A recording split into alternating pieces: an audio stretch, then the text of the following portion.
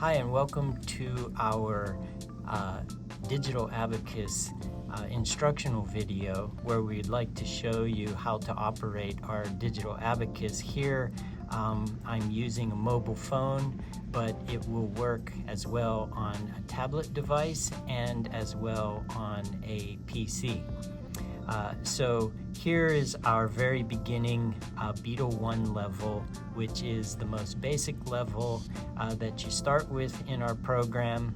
To start a Digital Abacus quiz, you just click this Digital Abacus button, and it asks us to rotate our phone into landscape mode, and then we have our basic quiz settings. The most important one here is the timer.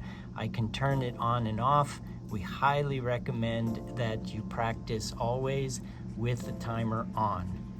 So what we're going to do is just click start, and here we have our Digital Abacus interface, and as you'll see, I have a yellow rod here, and these other red rods, you'll notice that they're slightly grayed out, and that's because they're inactive. Only this yellow rod is active, and the reason for that is to just simplify for our beginning users that this problem set only requires one rod in which to solve the problem.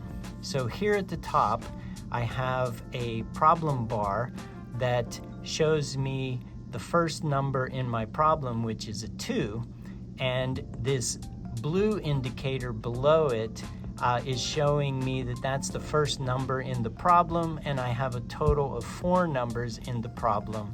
And I can move through the problem set just by tapping the problem bar here. I can reset my problem number back to number 1 by double tapping the circular progress bar here. So to use the Digital Abacus, all I have to do is start with my first number, enter the number 2, then I tap on the problem bar to go to the next number. It says to subtract 1. I tap again, it now says to add 2. I tap again, and it says to subtract 1. Now I have 2 remaining on my abacus as my answer. To enter the answer, I just tap the problem bar again. It brings up an enter answer dialog, and I just click enter answer. And I would progress through the whole problem set the same way until I finish the quiz or my timer runs out. One other thing I'd like to bring to your attention is our help icon here. If I click on that, I can access this video at any time if I need to. When my quiz is finished, I would just simply click OK, and it tells me to return to portrait mode, where I go to my results page and I can see the results of the problem or the quiz that I just took. All I need to do to use my Digital Abacus is I'm going to enter each of these numbers. So here I'm going to enter 904. Then I tap the problem bar to move to the next number. I'm going to add 16, and then 13, and then 864, and then finally 870. So now I've added all of the numbers, and I have 2,667 on the abacus. To enter this as my answer, I just simply tap the problem bar again, which brings up an enter answer box, and I click enter answer. You can see I've submitted my first answer, and I move to the second problem, and I would continue all the way through the problem set.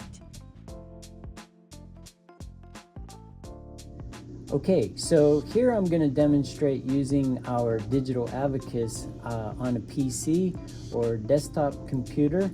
I'm at my Beetle 1 training page here, and I just click the Digital Abacus button, and again I'm shown the same quiz settings that I had before. I just click Start, and what I want you to notice is that since this is not a touch screen, I'm not able to move the beads by touching them. I have to use my mouse in order to place the number 1 on the abacus. And additionally, since I cannot tap my problem set bar, we have a next button here. So you will click on the next button to advance to the next number, and then add that number on the abacus by clicking with your mouse. Then I click next again. I'm going to subtract 4. I click next again. I'm going to add 1, and to enter my answer of 1, I have to click next one more time, and that brings up my answer dialog, and I can continue through the problem set like before. So we provide this digital abacus on the desktop as a convenience to our users. However, as you can see, I can't use my fingers to move the beads. So this is not optimal learning, where we would prefer that if you were going to use a desktop version, that you work from a physical abacus like this one, where I can actually execute the finger movements. And I can show you quickly how we would do that. So again, once I exited my quiz, it took me to my results page. I'm going to go back and show you very quickly how we can work from a physical device like this. So I'm back on my Beetle 1 training page. So instead of clicking the digital abacus, I'm going to choose my abacus.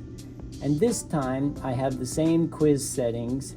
I'm going to start, but now the numbers are presented to me, so I can come on my abacus and I can add 1, then I'm going to add 3, next I'm going to subtract 4, and then I'm going to add 3. This time, to enter the answer, I click with my mouse on the answer box, and I select the number 3 that I have on my abacus. I'm going to clear that and then do my next problem, adding 3, subtract 1, subtract 2, add 3. I got an answer of 3 again, and I click to enter that answer. So this is how I would use a physical device running the same program.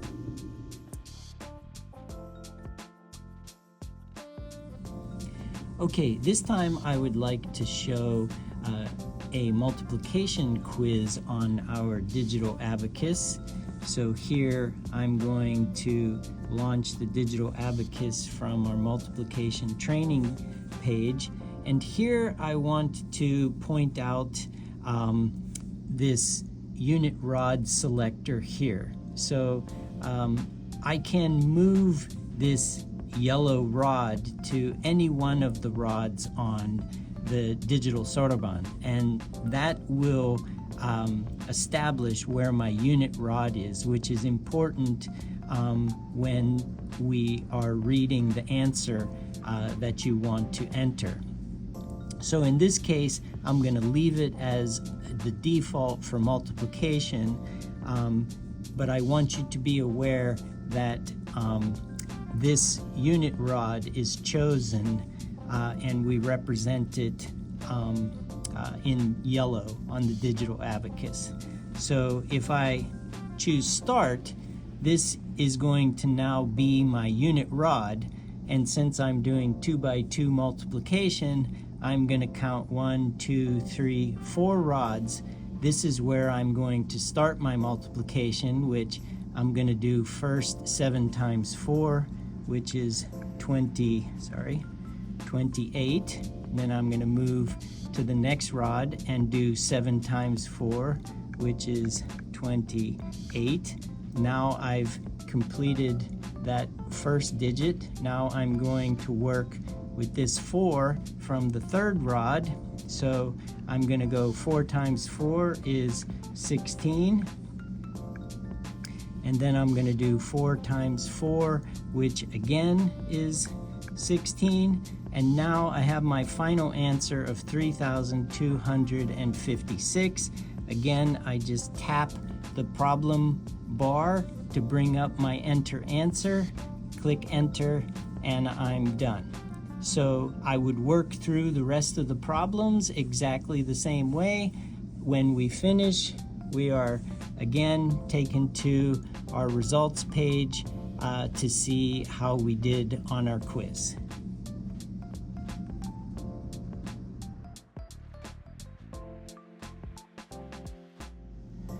Okay, here I'm going to show a quick example using our digital abacus with division. So I'll click on the division button, go to our digital abacus, and here for division, we need to set the unit rod so that we can place the unit rod where we're going to enter our quotient answer. So for this example, I'm going to take this yellow unit rod and I'm going to move it over here to rod number 3.